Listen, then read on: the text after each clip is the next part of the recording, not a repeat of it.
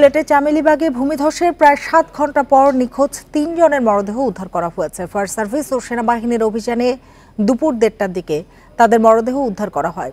নিহতরা হলেন করিমউদ্দিন, তার স্ত্রী শাম্মী আক্তার ও তাদের 2 বছরের ছেলে তানিজ। স্থানীয়রা জানান, সকাল 7:30টার দিকে নগরীর চামেলিবাগে বসতবাড়ি লাগোয়া টিলাটি ধসে 3 পরিবারের 8 জন আটকা পড়েন। খবর পেয়ে ফায়ার সার্ভিস উদ্ধার কাজ শুরু করে। স্থানীয়দের সহায়তায় 5 জনকে উদ্ধার করা হয়। এ ঘটনায় আহত 4 জনকে হাসপাতালে ভর্তি করা হয়েছে। গত 2 দিন ধরে সিলেটে ভারী বৃষ্টিপাত হচ্ছে। আজ সকাল 6টা থেকে 3 ঘন্টায় 136 মিলিমিটার বৃষ্টি হয়েছে। সকাল 7 ঘটিকার সময় আসমানে যে সময় ডাক দেওয়ার সাথে সাথে এই চিল্লাটা চলে আসছে তাদের করে। হঠাৎ মানে একটা শব্দ শোনা গেছে আর কি। শব্দ শোনার মাঝে 4টা ফ্যামিলি আসলো। তারা 4টা ফ্যামিলির মাঝে কেউ মানে হজাক, কেউ মানে ঘুমো। অলরেডি 4টা ফ্যামিলির মাঝে 3টা ফ্যামিলি কিন্তু তারা বারোই গেছে। বারোইতে মানে টিল্লা একবারে রুমর ভিতরে আমাই গেছে। এই চামেলিবাগের পুরনো বাসিন্দারা এরা, কিন্তু অনাকাঙ্ক্ষিতভাবে এটা ঘটেছে। আসলে এটা কারো পত্র কাম্য নয়।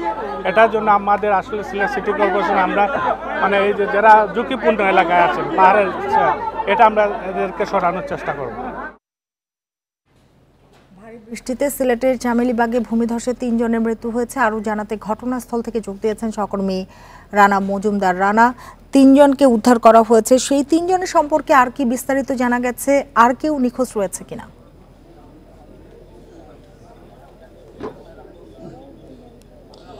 দেখুন, প্রায় 6.5 ঘন্টার উদ্ধার কার্যক্রম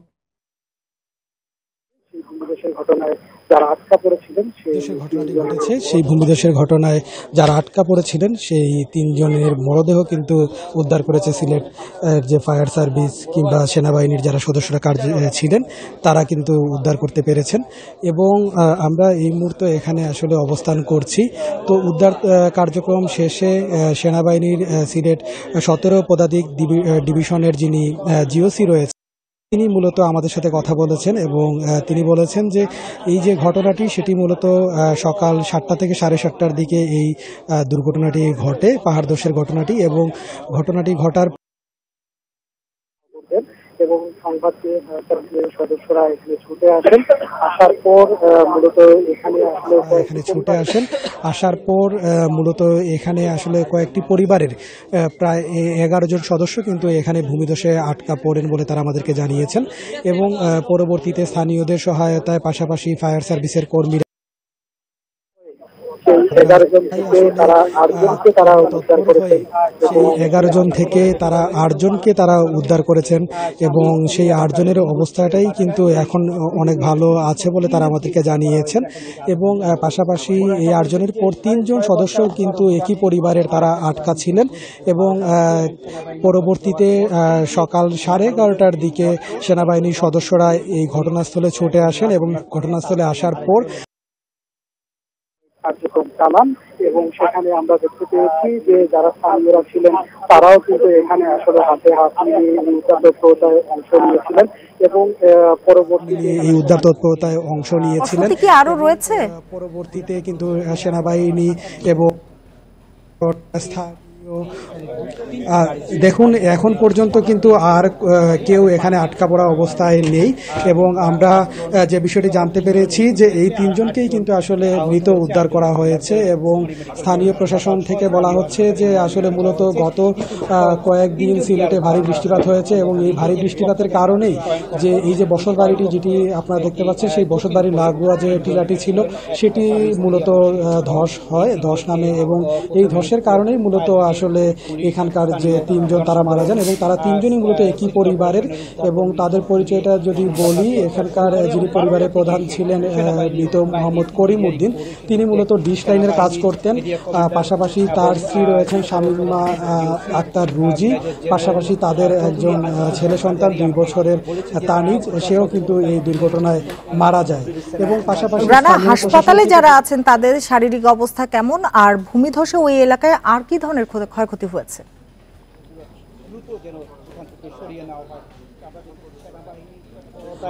দেখুন, যাদেরকে উদ্ধার করে মূলত এই ঘটনায় 11 জন মূলত এফেক্টেড হয়েছিলেন। এদের মধ্যে প্রাথমিকভাবেই কিন্তু 8 জনকে উদ্ধার করে আমরা হাসপাতাল কর্তৃপক্ষের সাথে কথা বলেছিলাম, তারা বলছেন যে 8 জন ওখানে চিকিৎসা নিচ্ছেন তাদের অবস্থাটা কিন্তু এখন পর্যন্ত 8 জন ওইখানে চিকিৎসা নিচ্ছেন তাদের অবস্থাটা কিন্তু এখন পর্যন্ত আশঙ্কা মুক্ত এবং তারা অনেকটাই সুস্থতার দিকে রয়েছেন বলে তারা আমাদেরকে জানিয়েছেন। আর পাশাপাশি যদি ক্ষয়ক্ষতির ব্যাপারটি বলি তাহলে একটু যদি ক্ষয়ক্ষতির বিষয়টি একটু দেখাই তাহলে আপনি নিশ্চয়ই দেখতে পারবেন যে আসলে এই যে বসত বাড়িটি দেখতে পাচ্ছেন এটি মূলত একটি টিন শেডের ঘর ছিল এবং এই ঘরের মূলত যে 3 জন মারা গিয়েছেন তারা 3 জনই কিন্তু একটা রুমে মূলত তারা ছিলেন এবং সেখানেই কিন্তু গতকালকে রাতে যখন প্রচণ্ড বৃষ্টিপাত হয়, ভারী বৃষ্টিপাত হয় এবং বজ্রপাত হয় তখন কিন্তু এই বিকট শব্দের টিলা ধসের ঘটনাটি ঘটে বলে আমাদেরকে যারা এখানকার স্থানীয় রয়েছেন তারা জানিয়েছেন এবং তারা বলছেন যে মূলত এই যে টিলাধসের ঘটনাটি এর কারণে এখানকার যে টিলাবেষ্টিত এই অঞ্চল মূলত সিলেটটাই টিলাবেষ্টিত একটি অঞ্চল এবং এই টিলাবেষ্টিত অঞ্চলের যেসব লাগোয়া ঘরবাড়ি রয়েছে সেগুলো কিন্তু একটি ঝুঁকির মধ্যে রয়েছে। স্থানীয় প্রশাসন বিভিন্ন সময় আসলে কর্মতৎপর হয়ে তাদেরকে সচেতন করার চেষ্টা করেছেন এবং এখন পর্যন্ত বিভিন্ন ধরনের মাইকিং করে যাচ্ছেন যাতে করে যাদের বসতবাড়ি এই টিলা লাগোয়া রয়েছে তারা যেন দ্রুত আসলে সরে যান। সিলেটের চামিলিবাগে ভূমিধসে 3 জনের মৃত্যু হয়েছে আর সে বিষয়ে সিলেট থেকে জানাচ্ছিলেন সহকর্মী রানা মজুমদার। সাবেক সেনাপ্রধান জেনারেল আজিজ আহমেদের 2 ভাই হারিস আহমেদ ও তোফায়েল আহমেদ ওরফে জোসেফের এনআইডি জালিয়াতির ঘটনায় তদন্ত শুরু করেছে নির্বাচন কমিশন। ইসির এক যুগ্ম সচিবকে প্রধান করে গঠন করা হয়েছে 3 সদস্যের কমিটি। সম্প্রতি তাদের এনআইডি জালিয়াতির বিষয়টি প্রকাশ্যে এলে তদন্তের সিদ্ধান্ত নেয় কমিশন। গণমাধ্যমের প্রতিবেদনে বলা হয়েছে নিজেদের নামের পাশাপাশি মা বাবার নামও বদল করেছেন তারা। হারিস আহমেদ এনআইডিতে মোহাম্মদ হাসান আর জোসেফ নাম পরিবর্তন করে লিখেছেন তানভীর আহমেদ তানজিল। 2018 সালের জুন থেকে 2021 সালের জুন পর্যন্ত 3 বছর বাংলাদেশের চিফ অফ আর্মি স্টাফ ছিলেন জেনারেল আজিজ আহমেদ। এর আগে 2012 সাল থেকে 4 বছর বাংলাদেশের সীমান্তরক্ষী বাহিনী বিজিবির নেতৃত্ব দেন। 21 মে দুর্নীতিতে জড়িত থাকার অভিযোগে তার উপর নিষেধাজ্ঞা দেয় যুক্তরাষ্ট্র, তবে এই অভিযোগ অস্বীকার করেছেন তিনি। নির্বাচন কমিশন এই বিষয়ে একটা তদন্ত কমিটি গঠন করেছে 3 সদস্য বিশিষ্ট। আমাদের যুগ্ম সচিব নির্বাচন ব্যবস্থাপনা 1 এর নেতৃত্বে একটা তদন্ত কমিটি গঠন হয়েছে এবং তাদেরকে এই বিষয়টা তদন্ত করে প্রতিবেদন দিতে বলা হয়েছে। দ্বৈত নাগরিকত্ব থাকলেও বাংলাদেশের নাগরিক প্রমাণ করতে পারলে তিনি জাতীয় পরিচয়পত্র পাবেন। সকালে নির্বাচনী প্রশিক্ষণ ইনস্টিটিউটে এক কর্মশালায় কথা জানান প্রধান নির্বাচন কমিশনার কাজী হাবিবুল আওয়াল। এ সময় তিনি বলেন, মন্ত্রণালয় থেকে দ্বৈত নাগরিকত্বের সনদ আনা অর্থহীন। জাতীয় পরিচয়পত্র নিয়ে এখনও জালিয়াতি হচ্ছে, এতে কমিশন প্রশ্নবিদ্ধ হচ্ছে। এমন ঘটনা যাতে না ঘটে সেদিকে নজর রাখার নির্দেশনা দেন সিইসি। তিনি বলেন, জাতীয় পরিচয়পত্র এখনও 100% চূড়ান্ত পর্যায়ে আসেনি। এর অন্যতম কারণ যারা আবেদন করেন তারা সঠিক তথ্য দেন না বা যারা তথ্য নেন তারাও সঠিকভাবে তথ্য নিবন্ধন করেন না।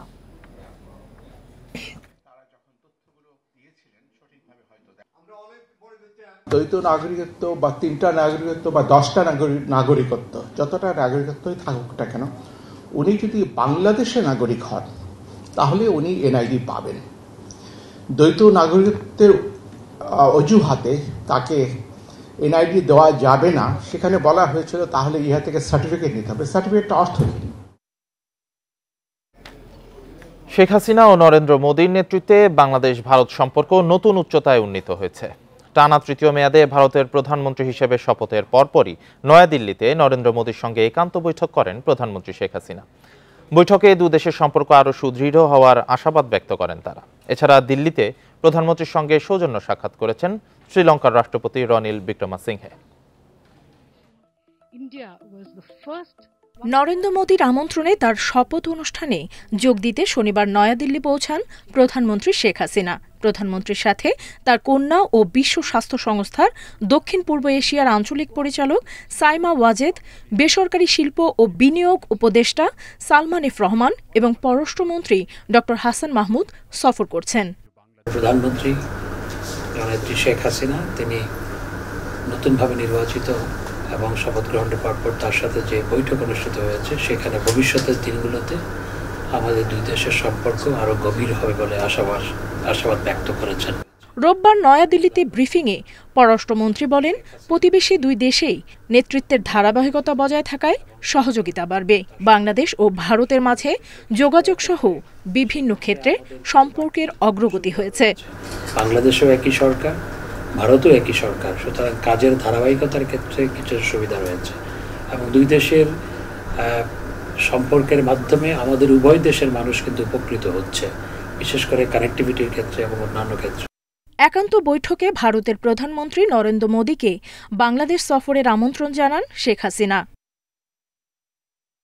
দিল্লিতে শ্রীলঙ্কার রাষ্ট্রপতি রনিল বিক্রমসিংহ এবং ভারতের পররাষ্ট্রমন্ত্রী এস জয়শঙ্কর প্রধানমন্ত্রী শেখ হাসিনার সঙ্গে সৌজন্য সাক্ষাৎ করেন। নুরসেলিনা শিউরি, ইন্ডিপেন্ডেন্ট নিউজ। রাকিবুল হাসান, আপনাকে স্বাগত জানাচ্ছি। যেটি শুরুতেই জানতে চাই যে নাসাউয়ের উইকেট নিয়ে কিন্তু নানান প্রশ্ন উঠছে এবং বলা হচ্ছে ড্রপ ইন পিচ বা drop in wicket. Drop in pitch wicket কেন বলা হচ্ছে এটা আসলে আগে একটু জানতে চাই। এই উইকেট ব্যাটারদের জন্য দুঃস্বপ্ন, সেটাই বা কেন বলা হচ্ছে? প্রথম কথা হচ্ছে, দেখেন যুক্তরাষ্ট্রে তো ক্রিকেট খেলার খুব বেশি চল নেই, তো সেরকম জায়গার স্টেডিয়ামগুলো যেটাই দাঁড় করানো হোক না কেন, সেখানে এইভাবে মানে এই সাবকন্টিনেন্টে যেভাবে একটা স্টেডিয়ামে উইকেট আগে থেকেই থাকে, দীর্ঘ সময় পরিচর্যা করা হয়, সেটা যেহেতু ওখানে কালচারটা নেই, কিন্তু তারা আবার বিশ্বকাপের কো-হোস্ট। প্রথম পার্টটা হচ্ছে যুক্তরাষ্ট্রে। তখন আইসিসি থেকে যুক্তরাষ্ট্রের সাথে কথা বলে এই উইকেটগুলো অস্ট্রেলিয়ায় বানিয়ে সেটা ফ্লোরিডায় এনে রাখা হয়েছিল এবং সেখান থেকে ফাইনালি এসে সেট আপ করা হয়েছে। কিন্তু যে সময়টা তার একটা উইকেটে দেয়া দরকার ছিল সেই সময়টা দেয়া হয়নি। কারণ আপনি জানেন যে কোনো কিছু আন্ডার প্রিপেয়ার্ড বলে একটা জিনিস আছে, সেটা যাই বলেন না কারণ আন্ডার প্রিপেয়ার্ড কোনো কিছুতে কিন্তু ভালো মানে আদর্শ ফলাফল আসে না এই উইকেটের বেলা। এবং ওই ড্রপ ইন কথাটা এই জন্যে যে একটা জায়গা থেকে এনে আর একটা জায়গায় ড্রপ করা হচ্ছে, এই হচ্ছে ড্রপ ইন উইকেট। এবং উইকেটগুলো আন্ডার প্রিপেয়ার্ড মনে হচ্ছে বলেই আপনি রান ঠিক মতো হচ্ছে না, 4 ছক্কা দেখা যাচ্ছে না। সোফার অনেকগুলো ম্যাচ হয়েছে, সেই ম্যাচের মধ্যে সর্বোচ্চ রান এখন পর্যন্ত 137 এই নাসাউ কাউন্টি নিউ ইয়র্কের যে উইকেট। এবং গতকাল আপনি যদি দেখেন ভারত পাকিস্তান ম্যাচ, আপনি ভারত 119 রানে গুটিয়ে গেল, সেই রান দিয়ে জয় এসে গেল 6 রানের। ফলে সবকিছু মিলে বেশ স্ট্রাগলিং একটা অবস্থা ব্যাটারদের জন্য। রাকিবুল হাসান, আজকে যদি বাংলাদেশের একাদশ নিয়ে বলতে চাই তো পেস এটাকে কি শরীফুল ফিরছেন কিনা, আর টপ অর্ডারে বা ওপেনিং এ সৌম্য কি থাকছেন? সত্যি বলতে শরীফুল ফেরার একটা ভালো সম্ভাবনা আছে, কারণ আমরা লাস্ট যে প্র্যাকটিস সেশন দেখেছি সেই প্র্যাকটিস সেশনে শরীফুল ফুল রান আপে মানে ফুল ফ্লেজে বোলিং করেছেন। এখন সেটার থেকে ধারণা করা যায় যে বাংলাদেশ এই ম্যাচে তাকে খেলাতে পারে এবং তাকে যদি খেলানো হয় তাহলে জুনিয়র সাকিব আমাদের যে বোলার তিনি বাদ পড়বেন, 3 পেসার থেকে যাবেন। আবার মানে উইকেটের যে চল দেখা যাচ্ছে ড্রপ ইন উইকেট যে কথাটা এতক্ষণ বললাম, সেখানে কিন্তু 4 পেসারও খেলানো হচ্ছে। কারণ এই আবার গতকালের হিসাবে চলে যায়, গতকাল মোট 17টা উইকেট পড়েছে ভারত পাকিস্তান ম্যাচে, তার মধ্যে 15টা নিয়েছে পেসাররা। ফলে বাংলাদেশে যদি 4 পেসার খেলায় অবাক হওয়ার কিছু থাকবে না, বিষয়টা এরকম। আর তার পাশাপাশি আপনি সৌম্যের কথা বলছিলেন, সৌম্য আসলে একটা গোলকধাঁধার মধ্যে আছেন, তার কোনো কিছুই ঠিকঠাক হচ্ছে না। শুধুমাত্র তিনি হয়তো বেঁচে যেতে পারেন যদি একাদশে টিকে যান, যেহেতু একটা মানে তিনি খারাপ করলেও দল যেহেতু জিতে শুরু করেছে বা একটা হিসাব নিকাশের মধ্যে আছেন, এই জন্য হয়তো শেষ সুযোগ পেলেও পেতে পারেন। আবার তিনি যদি একাদশ থেকে ছিটকে যান, সেক্ষেত্রে জাকের আলী অনিক, যিনি এর আগে ম্যাচ খেলেছেন, ঘরোয়া ক্রিকেটেও ভালো করেছেন, তার সুযোগ চলে আসতে পারে।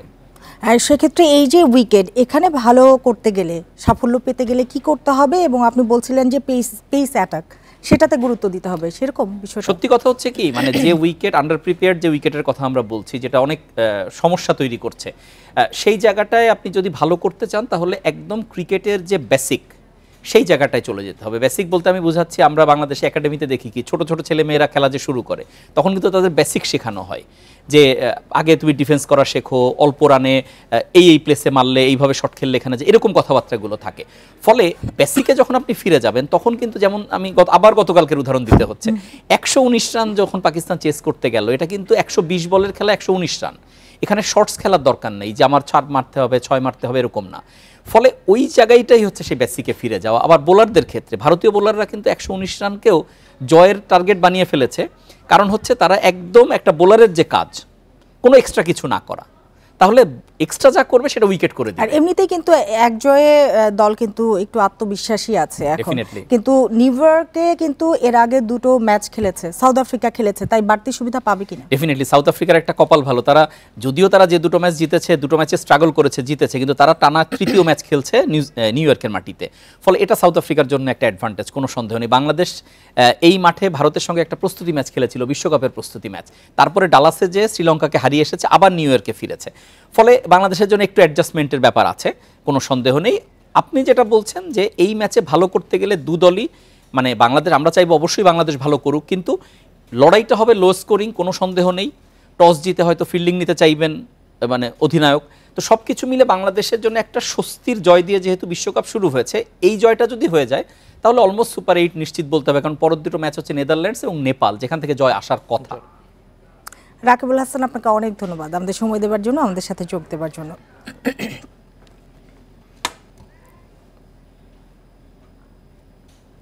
আজ থেকে শুরু হলো ঈদের ফিরতি যাত্রার ট্রেনের আগাম টিকিট বিক্রি। বরাবরের মতো এবারও ঈদের পর বিশেষ ব্যবস্থায় 5 দিনের ট্রেনের টিকিট অগ্রিম বিক্রি করবে রেলওয়ে। যাত্রীদের সুবিধার্থে এবারও অনলাইনেই সব টিকিট দেওয়া হবে। ঈদুল আজহা উপলক্ষে রেলওয়ে কর্তৃপক্ষের কর্মপরিকল্পনা থেকে এ তথ্য জানা গেছে। এতে বলা হয়েছে, পশ্চিমাঞ্চলে চলাচলে সব আন্তনগর ট্রেনের টিকিট সকাল 8টায় এবং পূর্বাঞ্চলে চলাচল করা সব ট্রেনের টিকিট বেলা 2টায় বিক্রি করা হবে। আরও বলা হয়, আন্তনগর ট্রেনের 20 জুনের টিকিট বিক্রি 10 জুন, 21 জুনের টিকিট 11 জুন, 22 জুনের টিকিট 12 জুন, 23 জুনের টিকিট 13 জুন এবং 14 জুনের টিকিট বিক্রি হবে 14 জুন।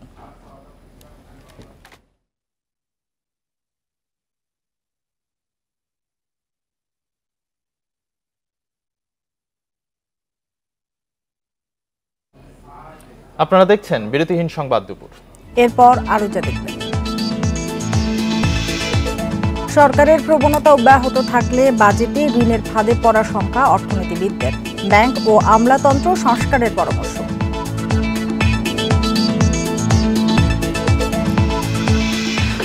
গাবতলীর হাটে আসছে কোরবানির পশু, শেষের ঝক্কি এড়াতে অনেকেই কিনছেন আগে ভাগেই।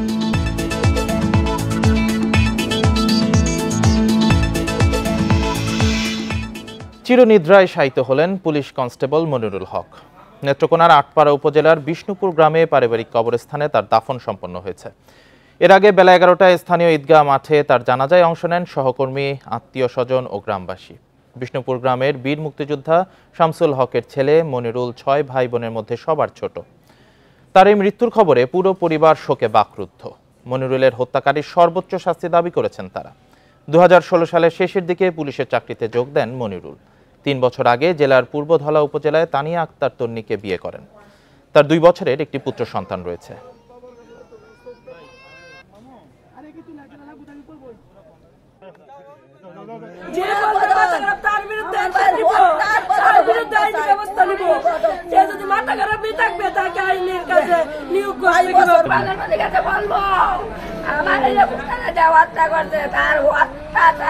সবাই দাবি করি এখানে যে তার জন্য এটা দ্রুত বিচার হয়, তার জন্য সর্বোচ্চ শাস্তি যেটা ফাঁসি হয়।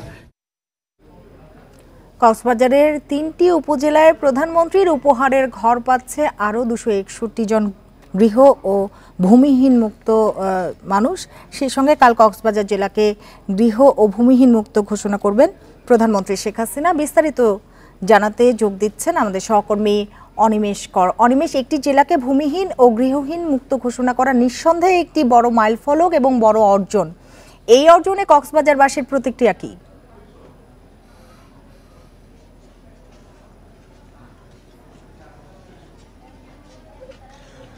কালকে কক্সবাজার শুধু নয়, এরকম ভাবে আরো 26টি জেলার 70টি উপজেলা পুরোপুরি গৃহহীন এবং ভূমিহীন মুক্ত হবে এবং এর মধ্য দিয়ে বাংলাদেশের মোট 58টি জেলা পুরোপুরি গৃহহীন এবং ভূমিহীন মুক্ত হবে।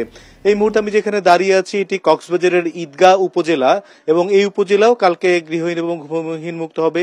এখানে যেখানে রয়েছে তার পাশেই আশ্রয়ণ প্রকল্পের পুরনো ঘরগুলো রয়েছে, তার পাশে এখানে অনেকগুলি নতুন ঘর পাচ্ছেন। এখানে অনেকেই একেবারেই ভূমিহীন ছিলেন, যাদের কোনো ঘর ছিল না, আবার যাদের এরকম কিছুটা ভূমি ছিল কিন্তু ঘর ছিল না, তাদেরকেও তাদের ভূমিতেই ঘর তৈরি করে দেওয়া হয়েছে, এরকমও কিছু আছে। যারা নতুন ঘর পাচ্ছেন তাদের অনুভূতি খুবই ভালো। তারা এতদিন বলছেন যে নানা ধরনের কষ্টের মধ্যে ছিলেন এই দুর্যোগ কবলিত এলাকা। কিছুক্ষণ আগে আমি উখিয়া থেকেও ঘুরে এসেছি। তারা বলছিলেন যে এতদিন বন্যা, ঝড়, জলোচ্ছ্বাসের সময় তাদের নানা ধরনের সংকট হতো, এখন সেই সংকটগুলি থেকে তারা মুক্ত পাবেন। এবং আমরা কিছুক্ষণ আগে উখিয়াতে ছিলাম, সেখানে দেখে আসলাম যে আশ্রয়ণ প্রকল্পের ঘরগুলো যারা পেয়েছেন নিজের বাড়িটিকেই তারা তৈরি করেছেন তাদের আত্মকর্মসংস্থানের একটি প্রকল্প হিসেবে। একজন নারীকে দেখেছি, তার নাম সুকা বড়ুয়া। তিনি তার বাড়ির চারপাশে সবজি চাষ করেছেন এবং তিনি প্রশিক্ষণ নিয়েছেন সবজি চাষের উপর। তিনি তার অন্য প্রতিবেশীদের সেটি আবার শিখিয়েছেন। সেই নারীকে দেখেছি যে তিনি তার আশ্রয়ণ প্রকল্পের পাশে একটি জমি তিনি বর্গা নিয়েছেন এবং সেই জমিতে তিনি চাষ করে তার সংসার চালান। এরকম অনেকেই দেখতে পাচ্ছি যে তারা সেলাই মেশিন দিয়ে কাজ করছেন। তারা বলছেন যে এই ঘরটি এখন তাকে বেঁচে থাকার একটি অবলম্বন হিসেবে তৈরি উঠেছেন। একজন মহিলাকে দেখেছিলাম, তিনি বলছিলেন যে তিনি স্বামী পরিত্যক্তা, কিন্তু এখন তিনিও যদি মরে যান তিনি তার দুটি ছেলে মেয়েকে একটি মাথার উপর ছাদ দিয়ে পারছেন। এটি তার জীবনের অনেক বড় প্রাপ্তি এবং এই সবকিছুই তারা বলছেন যে সম্ভব হয়েছে প্রধানমন্ত্রী শেখ হাসিনার জন্য। এবং বঙ্গবন্ধুর এই জন্মশতবর্ষে, মুজিব বর্ষে প্রধানমন্ত্রী শেখ হাসিনা বলেছিলেন যে দেশের একটি মানুষও গৃহহীন এবং ভূমিহীন থাকবে না। সে লক্ষ্যেই সরকার কাজ করছে। কালকে প্রায় 18,500 পরিবার এরকম নতুন ঘর পাবে, 18,500টি। এবং এর মধ্য দিয়ে কিন্তু সারা বাংলাদেশের মুজিব বর্ষে প্রায় 2.5 লক্ষ মানুষের আশ্রয়ন হলো এবং 1997 সাল থেকে এ পর্যন্ত প্রায় 30 লাখ মানুষ এরকম ঘর পেয়েছে। এই ঘরগুলি শুধু তাদের এক ধরনের আবাসস্থলই হচ্ছে না, তাদের আত্মকর্মসংস্থানের ব্যবস্থা যেমন হচ্ছে, তাদের ক্ষমতায়ন বাড়ছে এবং তারা মনে করছেন যে তাদের সামাজিক মর্যাদাও অনেকে বেড়েছে এবং যা নিশ্চয়ই দেশের অর্থনীতিতেও একটি ভূমিকা রাখবে বলে মনে করছেন। এখানকার জেলা প্রশাসকের সঙ্গে কথা হচ্ছিল, তিনি বলছিলেন যে এইসব আশ্রয়ণ প্রকল্পের মানুষরা যাতে টিকে থাকতে পারে সেখানের জন্য সরকারের বিভিন্ন প্রকল্পের মাধ্যমে তারা তাদের যা ব্যবস্থা নেওয়া সেটা নেওয়া হবে। অনিমেষ, আপনাকে অনেক ধন্যবাদ আমাদের সাথে যুক্ত হওয়ার জন্য। সরকারের ঋণ নেওয়ার প্রবণতা অব্যাহত থাকলে 2024-25 অর্থ বছরের বাজেট ঋণের ফাঁদে পড়তে পারে বলে শঙ্কা জানিয়েছেন অর্থনীতিবিদ ওয়াহিদুদ্দিন মাহমুদ। দুপুরে রাজধানীর একটি হোটেলে সংবাদপত্র মালিক সমিতি, নোয়াব ও সম্পাদক পরিষদ আয়োজিত বাজেট আলোচনায় এ মন্তব্য করেন তিনি। ওয়াহিদুদ্দিন মাহমুদ বলেন, ক্রমেই নৈতিকতাহীন অর্থনীতির দিকে যাচ্ছে দেশ। অর্থনীতিতে অবাধে কালো টাকার প্রচলন ও পুঁজি পাচার হচ্ছে। সংকট উত্তরণে কিছু খাতকে রাজনৈতিক প্রভাব মুক্ত রাখার পরামর্শ দেন তিনি। আলোচনায় সাবেক তত্ত্বাবধায়ক সরকারের উপদেষ্টা হোসেন জিল্লুর রহমান বলেন, অর্থমন্ত্রী তার বাজেট প্রণয়নে দাতা সংস্থা, IMF, অলিগার্ক এবং আমলাতন্ত্রের প্রত্যাশা পূরণ করেছেন। তবে পরিশ্রমী উদ্যোক্তা ও অর্থনৈতিক কর্মীদের কথা শোনা হয়নি। অর্থনৈতিক সংকট উত্তরণে ব্যাংক ও আমলাতন্ত্রের বড় ধরনের সংস্কারের পরামর্শ দেন তিনি। বাজেটে কালো টাকা সাদা করার সুযোগের সমালোচনা করেন নোয়াব সভাপতি ও সংসদ সদস্য AK আজাদ।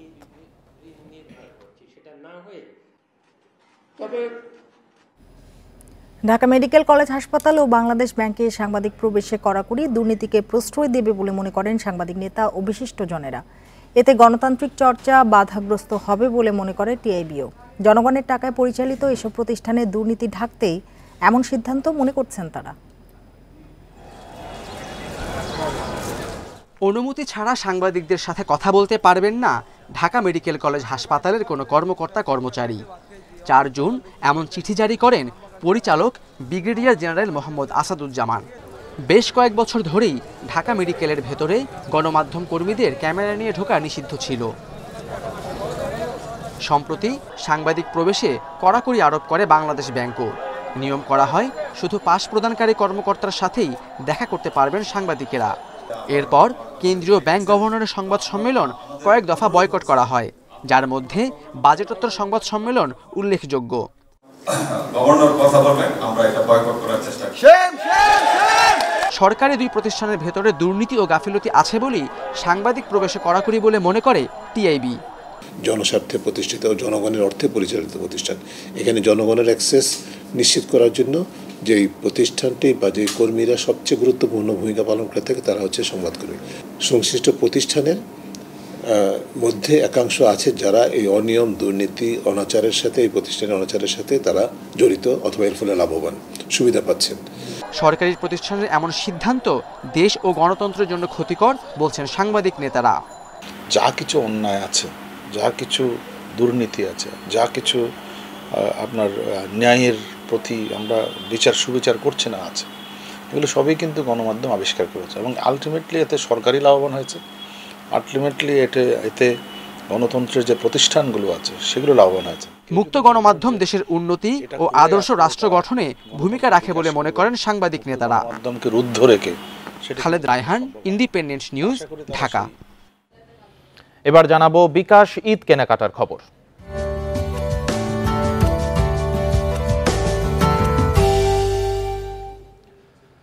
ঈদুল আজহাকে সামনে রেখে জনপ্রিয় ফ্যাশন ব্র্যান্ড অরিয়ন নিয়ে এসেছে বাহারি ডিজাইনের জুতা, স্যান্ডেল ও চামড়ার বিভিন্ন পণ্য। এদিকে ফ্যাশন হাউস রাবেয়া আমির ডিজাইনার স্টুডিওতে পাওয়া যাচ্ছে হাতে তৈরি মসলিন শাড়ি ও 3 পিস। এছাড়া আছে নানা ডিজাইনের হাত ব্যাগ ও গয়না। দুটি শোরুমেই বিকাশে মূল্য পরিশোধে বিশেষ ছাড় পেয়ে খুশি ক্রেতারা। ঈদ সামনে রেখে রাজধানীর বনানীর ই ব্লকের 10 নম্বর সড়কের ফ্যাশন হাউস রাবেয়া আমির ডিজাইনার স্টুডিওটি সাজানো হয়েছে বিশেষভাবে। আছে বাহারি পোশাকের সমাহার। তাদের পণ্য সম্ভারের মধ্যে রয়েছে ছোটদের বিভিন্ন পোশাক সহ পাঞ্জাবি, কামিজ, কাপ্তান, কোটি, মসলিন শাড়ি। এছাড়া হাত ব্যাগ, পার্স এবং নান্দনিক ডিজাইনের সব গয়না। কাপড় ও ডিজাইনের পাশাপাশি এখানকার বিশেষত্ব হলো সব পণ্যই হ্যান্ডিক্রাফট। কেন আমি একই জায়গায় বারে বারে ফিরে আসি? কারণ সে তার ডিজাইন চেঞ্জ করে, যখন যেটা চলছে সেই অনুযায়ী, ট্রেন্ড অনুযায়ী সে কিন্তু ওভাবে কাপড় বানায়। উইমেন্স ওয়্যার নিয়ে কাজ করি। এখানে আপনারা পাঞ্জাবি সেগমেন্ট আছে, যেটা হচ্ছে দেশীয় পাঞ্জাবি, এবং কমপ্লিটলি হচ্ছে এখানে হ্যান্ডমেড। এদিকে চামড়ার জুতা, ব্যাগ ও বেল্টের ট্রেন্ডিং কালেকশন এনেছে ফ্যাশন ব্র্যান্ড অরিয়ন। গুলশান 2-এর এই আউটলেটটি সাজানো হয়েছে নতুন আঙ্গিকে। ক্রেতারা পছন্দের সব পণ্য হাতে নিয়ে দেখতে ব্যস্ত। এখান থেকে স্যান্ডেল নেওয়া হলো, এখন একটা পাঞ্জাবি, পায়জামা, সব কিছু কেনাকাটা শেষ, এখন জুতাটা কেনা বাকি আছে। অন্যদিকে বিকাশ সহ আর্থিক প্রতিষ্ঠানগুলোর নানা অফারে খুশি সব ক্রেতাই। বিকাশের ক্যাশব্যাক অফারে ভালো সাড়া মিলছে বলে জানালেন বিক্রেতারা। কাস্টমারকে আগ্রহী করে তোলে, কেননা আমি তো আরেকজনকে বলবো যে ওইখানে গিয়ে পারচেজ করেছি এবং এখান থেকে ক্যাশব্যাক পেয়েছি। ক্রেতা চাচ্ছে যে বিকাশটাই পেমেন্ট করতে, ডিসকাউন্টের জন্য তারাও অবশ্যই আনন্দিত। তবে বিক্রেতারা বলছেন ঈদের আর মাত্র কয়েকদিন বাকি থাকলেও এখনো পুরোপুরি জমে ওঠেনি বাজার। আনোয়ার সাদাত নূর, ইন্ডিপেন্ডেন্ট নিউজ, ঢাকা। কোরবানি ঈদকে সামনে রেখে খুলনা নগরীর বিপণী বিতানগুলোতে ক্রেতাদের ভিড় বেড়েছে। নগরীর বিভিন্ন মার্কেট ও শপিং মলে ক্রেতাদের সামলাতে ব্যস্ত সময় পার করছেন বিক্রেতারা। এ সময় কেনাকাটায় ডিসকাউন্টের কারণে অনলাইন পেমেন্টের প্রতি আগ্রহ বেড়েছে ক্রেতাদের। কোরবানির ঈদকে সামনে রেখে এরই মধ্যে ক্রেতাদের আগমনে মুখরিত খুলনা নগরীর বিভিন্ন মার্কেট ও শপিং মল। বিপণী বিতানগুলোতেও বেড়েছে ক্রেতাদের ভিড়। এক দোকান থেকে অন্য দোকানে ভিন্ন ডিজাইনের খুঁজে ঘুরছেন ক্রেতারা। নিজেদের পছন্দসই পোশাক কিনতে ব্যস্ত তারা। নতুন কালেকশনগুলো বেশ ভালো, আর হচ্ছে আপনার প্রাইসটা খুব বেশি না, রিজনেবল ভিতরে আছে। আজকে ফার্স্ট টাইম আসছি, দেখি ঘুরি, তারপরে একটা আইডিয়া করতে পারবো। ঈদের কেনাকাটায় ডিসকাউন্টের কারণে অনলাইনে, বিশেষ করে বিকাশে পেমেন্টের প্রতি আগ্রহ বেড়েছে জানালেন ক্রেতা বিক্রেতারা। এই বিকাশ পেমেন্টের মাধ্যমে আমরা এখানে ডিসকাউন্ট পেয়েছি 10%, যার কারণে এটা খুবই বলা যায় সময় সাপেক্ষ এবং আমাদের জন্য খুবই ভালো। বর্তমানে বিকাশের ক্যাম্পেইন চলতেছে, যার কারণে ওই ট্রানজ্যাকশনটা আমাদের অনেক বেশি হইতেছে। ক্রেতাদের চাহিদা অনুযায়ী সব বয়সীদের জন্য পোশাক কিনেছেন বিক্রেতারা। সময় যত ঘনিয়ে আসছে, ঈদের মার্কেট তত জমজমাট হয়ে উঠছে। Independent news. কোরবানি ঈদের বাকি আর মাত্র 6 দিন। রাজধানীর বৃহত্তম স্থায়ী পশুর হাট গাবতলীতে রাতভর আসছে কোরবানির গরু, ছাগল। মধ্যরাতেও হাটে চলছে বেচা কেনা। অনেকেই আগে ভাগে কিনে নিচ্ছেন কোরবানির পশু। ঈদুল আজহার বাকি আর মাত্র কয়েকদিন। রাজধানীতে গাবতলীর পশুর হাটে ঢাকার আশেপাশে এবং উত্তরবঙ্গের বিভিন্ন জেলা থেকে আসতে শুরু করেছে কুরবানির পশু। ব্যবসায়ীরা বলছেন দেশের বিভিন্ন হাট থেকে গরু কিনে কিছুটা মুনাফার আশায় তারা গাবতলী পশুর হাটে আসছেন। রাতে মহাসড়ক ফাঁকা থাকায় ট্রাকে ট্রাকে ঢুকছে গরু। বিভিন্ন জায়গাতে কেনাকাটা পকড়াই করে তারা গাবতলী নিয়ে আসে বিক্রি করার জন্য। ধরেন বিভিন্ন জায়গার হাট আছে, সেখান থেকে কিনে বা ফার্ম থেকে কিনে নিয়ে আসে। আমাদের নিজস্ব খামারের গরু, আমার খামারে 200 গরু আছে। 17টা গরু কালকে নামালছি, আজকে আসছে 15টা। প্রতিদিন এক গাড়ি করে নামাবো, আমরা বেচবো। এখনও গাবতলীতে বেচাকেনা জমে ওঠেনি, তবে অনেকে মধ্যরাতে এসে হাটে ঘুরছেন, পশু দেখছেন, করছেন দরদাম। হাটটা ওরকম তো জমে নয়, আমরা কিনবো 2-1 দিন পরে কিনবো, আর আমরা এই পরিবার পরিজন নিয়ে দেখতে আসছি। 7-8 দিন বাকি আছে কুরবানির, তো গরু দেখতে আসছি। এখনও মোটামুটি গরু উঠছে ভালো, কিন্তু যদি পছন্দ হয়ে যায় তাহলে হয়তো আজকেই নিয়ে যাব।